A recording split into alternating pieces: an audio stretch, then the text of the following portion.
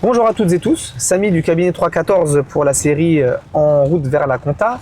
Aujourd'hui, un petit point sur la micro-entreprise ou l'auto-entreprise. D'accord J'ai régulièrement des personnes qui me contactent, qui me disent voilà, est-ce que la micro-entreprise c'est bien pour moi? Alors, il y a pas, malheureusement, je ne vais pas pouvoir vous donner une réponse qui fonctionne pour tout le monde. En fait, ça va dépendre de plusieurs paramètres. De vos paramètres, vous, personnellement, mais aussi de votre activité.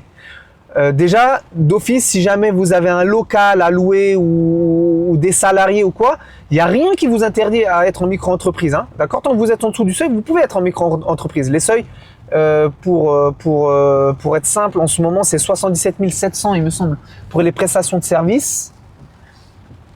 77 700 pour les prestations de services et on est à 180 000 quelque chose pour les achats, ventes de marchandises. D'accord? Maintenant, si jamais vous avez un local, donc un loyer, des salariés, mais que vous êtes en dessous de ce seuil, vous pouvez être en micro-entreprise, mais clairement c'est débile.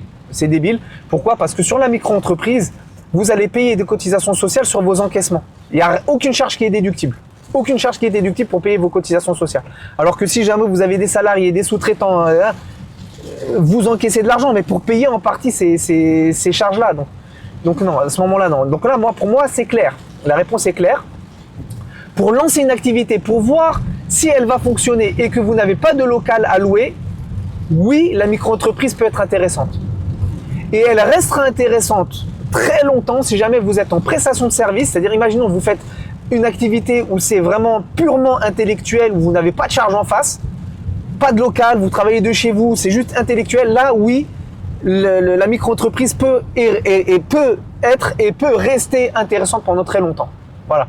Mais à partir du moment où vous avez une activité qui est amenée à dépasser les seuils et surtout que vous avez des charges en face, donc notamment des loyers, des locations, des salariés, des sous-traitants, la micro-entreprise elle sera pas adaptée pour vous et vous risquez de perdre des sous. Peut-être pas de perdre, mais en tout cas pas en gagner beaucoup. Voilà. J'espère avoir répondu aux questions que vous pouvez vous poser. Pardon. Si vous avez des questions, des problématiques, des thèmes à me proposer, n'hésitez pas, vous les mettez en commentaire. Si jamais je vois que je peux les traiter dans ce type de format, je le ferai. Si c'est des formats plus longs, on fera des formats plus longs.